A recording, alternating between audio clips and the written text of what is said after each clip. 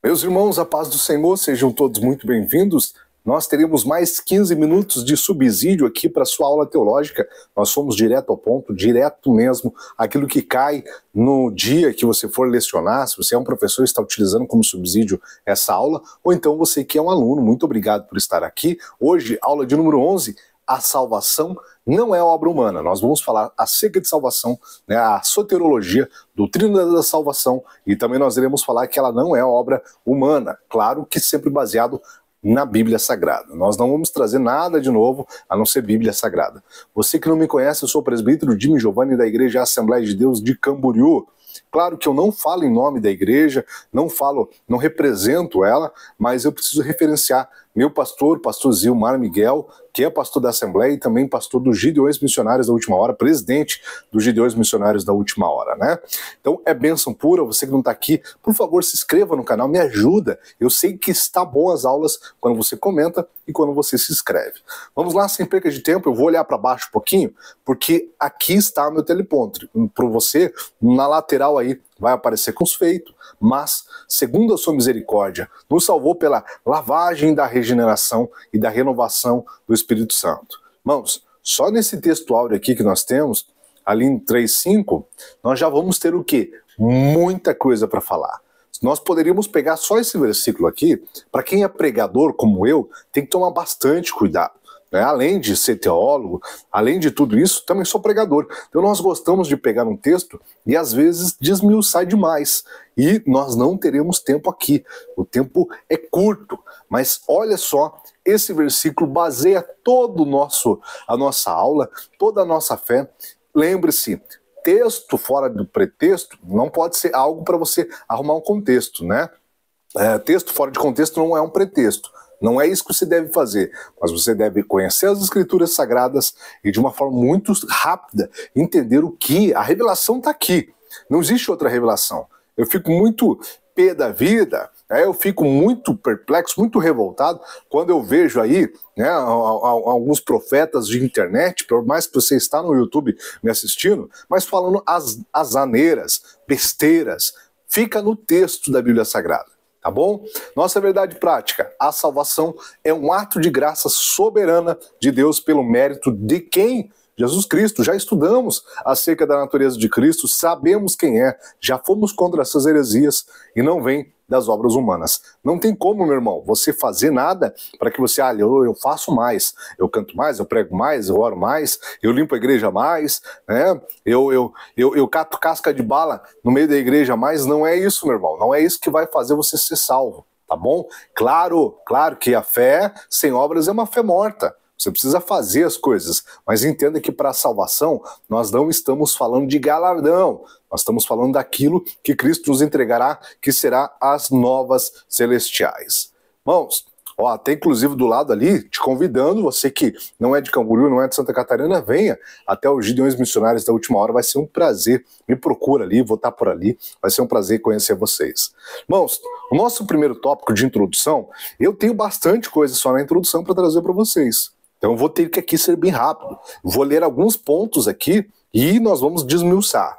Olha só, o contraste entre a miséria humana e a restauração de Deus. Irmãos, vejamos o seguinte, o apóstolo Paulo, ele toma muito cuidado em trazer isso para nós. A Bíblia Sagrada, em todos os momentos, principalmente no Novo Testamento, vai dizer o quanto nós somos miseráveis, o quanto nós necessitamos dessa graça. Por isso que Cristo veio. O pecado já estava no mundo, né? Nós já estudamos isso na última aula, a aula de número 10, falando acerca desses pecados. Agora vejamos o seguinte, ele contrasta, ele traz aqui, que a nossa vida espiritual é uma vida de miséria. Como assim, Jimmy? Nós fomos alcançados por essa graça. Todos pecaram e estão destituídos da glória de Deus. Mas quando nós olhamos para Cristo, nós vemos um plano de Cristo para restaurar a igreja, para restaurar os seus filhos, para novamente trazê-los para a sua presença, para a sua graça, para a sua misericórdia, entregando o quê? Agora a salvação, tá bom? Então vejamos isso aqui. Olha só, 2, a impossibilidade da salvação por esforço humano. Não tem, meu irmão, nada que eu venha fazer para comprar essa graça. Aqui eu preciso que você tome bastante cuidado. Por quê? Não existe esforço humano para que eu compre essa graça, para que eu adquira essa graça. Agora deixa eu colocar aqui um divisor de águas muito claro para nós. Entendemos o seguinte, não é porque eu não tenho como comprar e adquirir essa graça, essa salvação, porque ela é graça imerecida que Deus nos deu, que eu não vou ser um crente bom, que eu vou viver não irei viver uma vida reta, irei viver uma vida de tudo que é podridão. Não é isso, meu irmão, pelo amor de Deus. Depois você pega esse recorte aqui e lá vai eu me incomodar com os fariseus, os atribulados na internet. Não é isso não, tá? Nós estamos falando que o apóstolo Paulo deixa claro que a salvação não pode ser alcançada por mérito e esforços humanos. Nenhuma obra. Não tem. Eu canto melhor. Tudo bem, que Deus te abençoe. Eu prego melhor. Que bom. Eu tenho tantos seguidores no Instagram.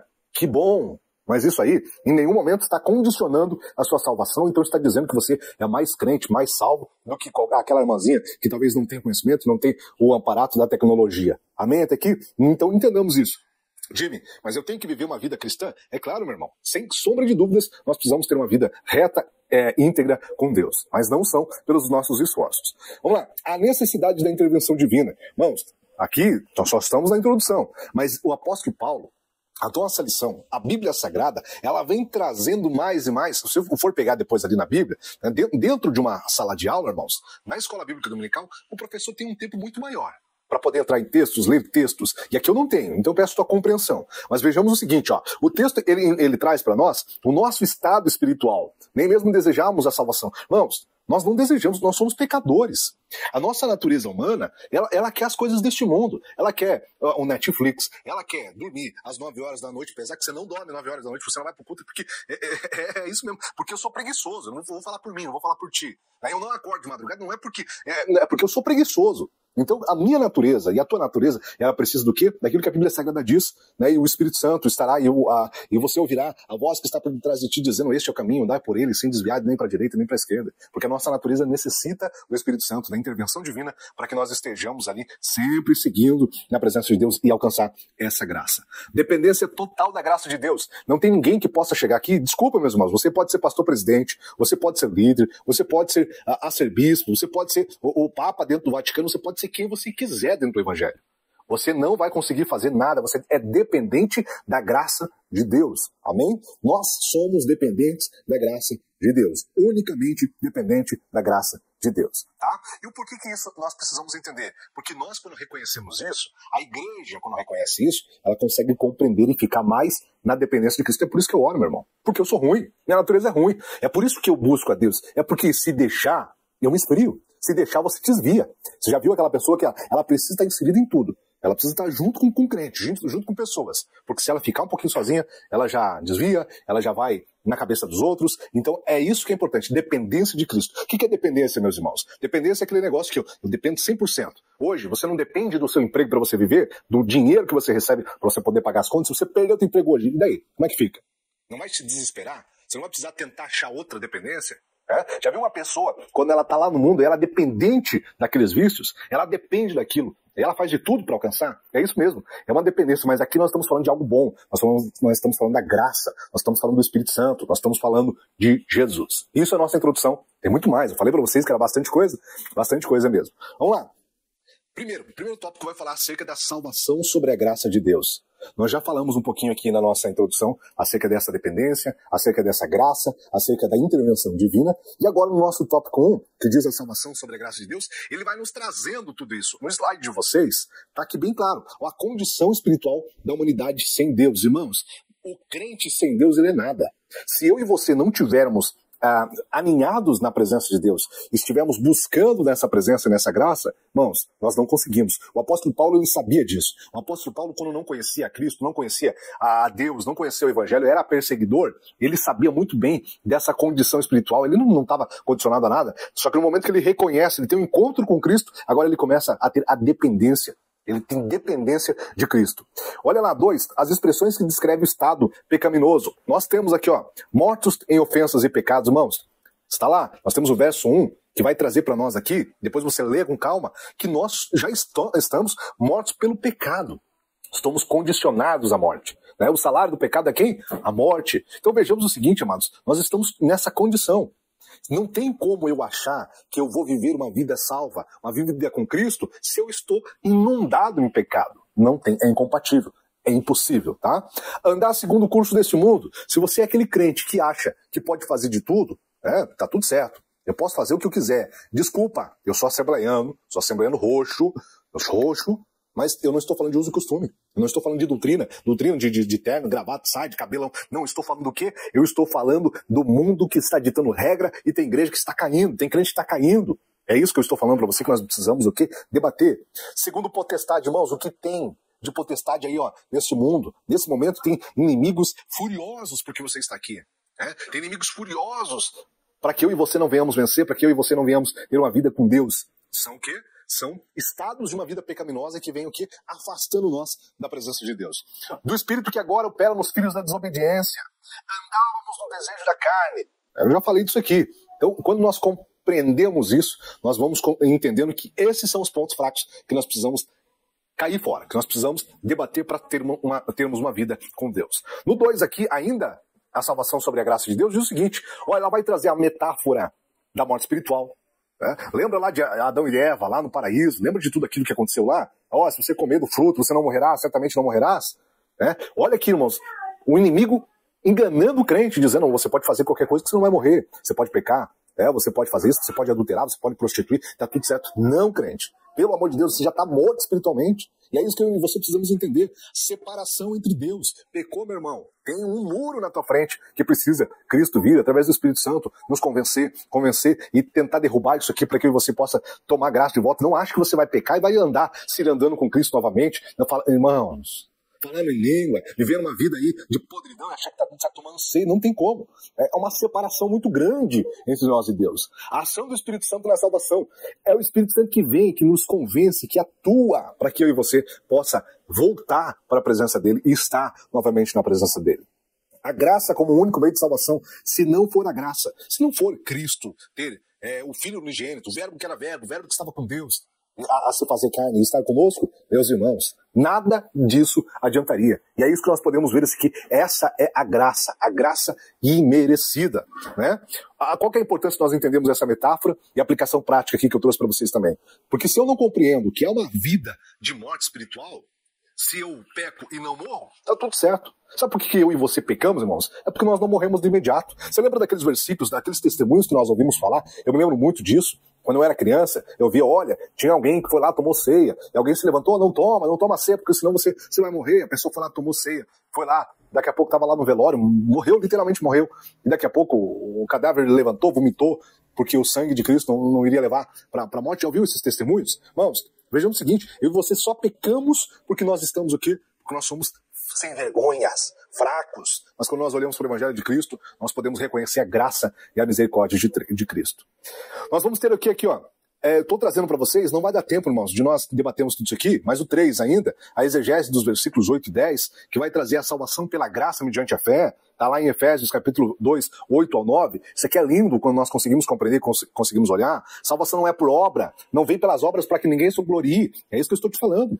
Não é pela obra, é pela graça. A expressão, isto é dom de Deus, nós vamos ter ali as obras como fruto da salvação. Então eu estou trazendo aqui vários versículos que vão basear aquilo que a lição está trazendo. Bíblia, nós estamos falando de Bíblia aqui nesse dia, nessa tarde, nessa noite, não sei quando você está ouvindo. Por favor, se não é inscrito, se inscreva no canal, porque ajuda demais, tá bom, meu irmão? Eu antes não compreendia isso, até ficava um pouquinho triste, mas hoje eu compreendo quanto é importante você comentar, quanto é importante você se inscrever ali, porque ajuda, né? Ajuda a enganjar, ajuda a gente a saber, tô no caminho certo, tá bom? Mas se tiver um crente aqui, já tô feliz.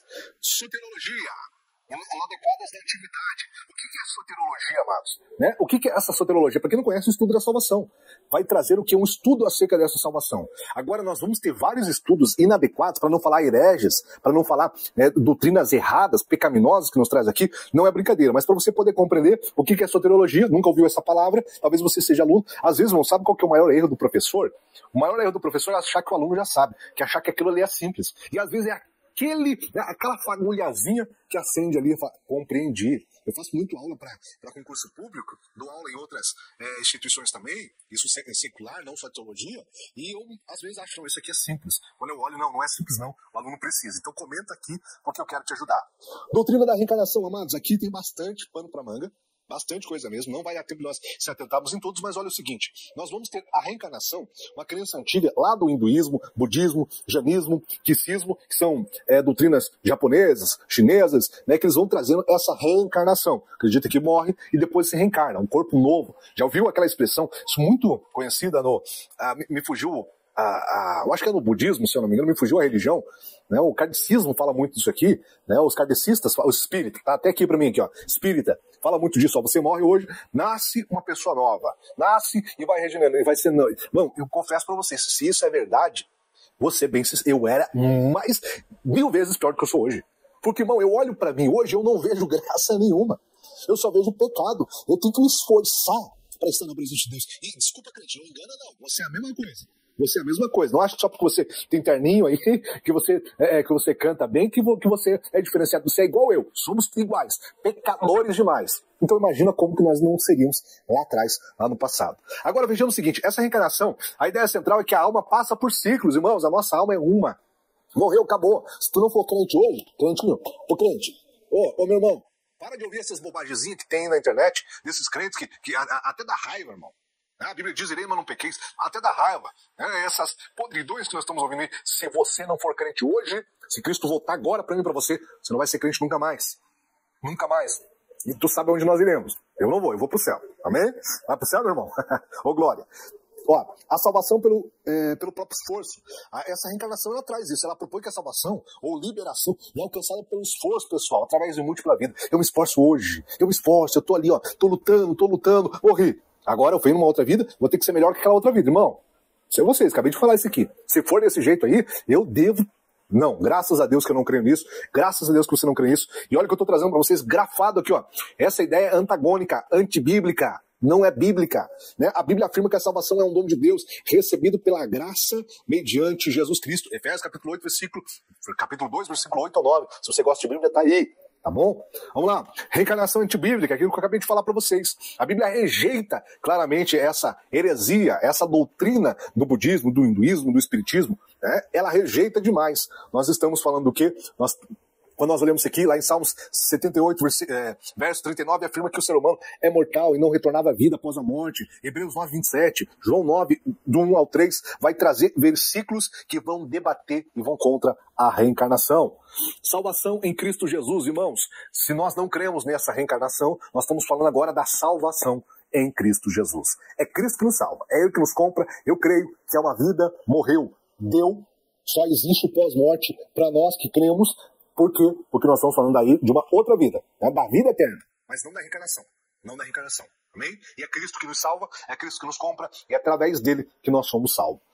Vou trazer para vocês aqui ainda ó, quem eram os galacionistas. Nós temos uma doutrina galacionistas, que é o nome dado aos judaizantes que se opunham ao apóstolo Paulo na província da Galácia. Existiam muitos. E o que eles falaram? Eles diziam que esses chicos gentios, não judeus, precisavam seguir a lei de Moisés, incluindo a circuncisão, práticas judaicas para ser salvo. Aquele negócio, se você não for circuncisado, se você não fizer isso aqui, você não vai ser salvo. E nós vimos o quê? Que a salvação não é pela obra. A salvação é pela graça. E é essa linha doutrinária que havia lá, desses galacionistas, na cidade de Galácia, que combatiam, ou melhor, que enfrentavam o apóstolo Paulo e iam contra.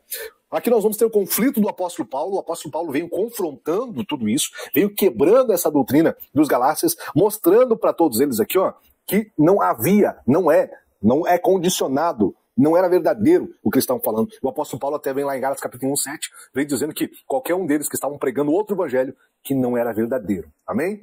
Vamos correr aqui, meus irmãos, senão a gente não vai conseguir chegar onde nós queremos. Tem bastante coisa mesmo, tá? Bastante coisa mesmo. Vou ter aqui, ó. Deixa eu achar aqui para vocês. Estou passando os slides aqui.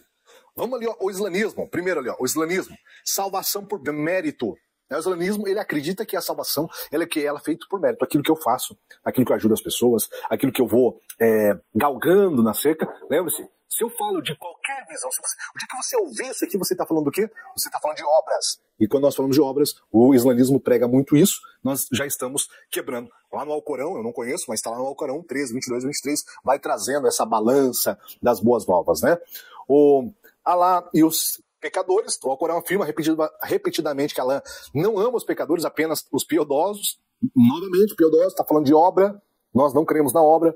Falta de expiação, o islamismo não reconhece a necessidade de expiação para os nossos pecados, rejeitando a ideia de um Salvador. Como assim expiação, Jimmy? Simples. Quando nós falamos de Cristo, nós estamos falando de Cristo, Jesus, que ele vai lá e ele libera seu sangue, verte seu sangue na cruz, para que nós pudéssemos ser, através do seu sangue, comprados, lavados, redimidos, pelo sangue de Jesus, para que pudéssemos alcançar a salvação, né? A Bíblia vem trazendo isso aqui, ensina aqui novamente que é pela graça, mediante a graça. Os testemunhos de Jeová também vai trazer heresia, dizendo que a salvação da organização, ela vai ensinar para nós aqui, ó, que havia 2 grupos, olha só, eles falam acerca de 2 grupos só, 144 mil ungidos, que esses estão restritos ao céu. 144 mil vão para o céu. O restante, meus irmãos, os restantes, eles iriam herdar uma terra, mas não seria o céu. Meu Deus, irmãos, meu Deus. Acho que sem comentário aqui, né? Mas você já compreendeu que existem essas 2 linhagens dentro dos testemunhos de Jeová. Eu não sei você, irmão, mas olha só, se Deus deu a capacidade de criar tudo que ele criou aqui, tem um céu que está te esperando. Não vai faltar lugar. Tá lá, tá te esperando. Se você quiser, vem comigo. Vem comigo na graça, vem comigo no glória, porque o céu está te esperando, tá bom? Não vai ser só 144 mil, não, e também não vai o que sobrar ali, a multidão que sobrar, um espacinho. Não, céu é real, céu é verdadeiro, tá bom? E a Bíblia vem negando isso aí, a Bíblia nega veemente acerca disso. Os Mormons, o que os Mormons falam? Né? A salvação geral individual, os Mormons creem uma salvação geral, onde até mesmo os não Mormons podem ser salvos após um período de castigo. Tu sofre, tu apanha, depois tu pode ser salvo. Né? Totalmente diferente do que? Da grande tribulação, tudo totalmente diferente, né? Para a salvação individual é a necessidade da fé em Jesus, mas também a obediência às leis, ordenanças, incluindo o batismo e a aceitação de José Smith como profeta. Colocou qualquer outro que não seja Jesus, cai fora, irmão. Pode ser o teu pastor. Se alguém vier pregando, olha, você tem que crer no evangelho e tal, e crer também no teu pastor, é ele que te salva, cai fora. Heresia. É Jesus, não é Paulo, não é Tiago, não é Timóteo, não é Judas, não. É Jesus. É Jesus, tá bom? E o Mormons, ele prega. Você até crê ali numa salvação a Jesus, mas você tem que crer em José Smith também. Bom, não, a Bíblia não fala disso aqui. Vamos para a nossa conclusão, irmãos. Tem bastante coisa mesmo, bastante coisa. Depois, se você quiser o slide, entre em contato comigo aqui pelo Instagram, pelo próprio YouTube, peça, porque eu vou te mandar com o maior prazer o slide da aula aqui para você poder acompanhar também, talvez jogar no telão lá, editar, vai ser um prazer. A nossa conclusão traz que nós entendemos que somente a graça é possível chegar a Deus, e isso é um ato soberano da sua graça e sua bondade, é misericórdia divina que leva as pessoas ao arrependimento. Graça não é mérito, e nem o ato de o pecador receber a dádiva divina constitui mérito pessoal, mas Deus disponibilizou a sua graça para todos os seres humanos e não para uns poucos escolhidos. A Bíblia ensina que a salvação é para todos. Meus irmãos, ficou grande essa aula, ficou o dobro do que eu queria, mas era necessário. Eu quero te convidar a se inscrever no canal, a nos ajudar, a nos apoiar, porque é um prazer. Eu te convido mais uma vez a estar conosco nos Gideões Missionários da Última Hora, agora em 2025, que vai ser um prazer todos. Que Deus te abençoe e até a próxima aula. Fiquem com Deus.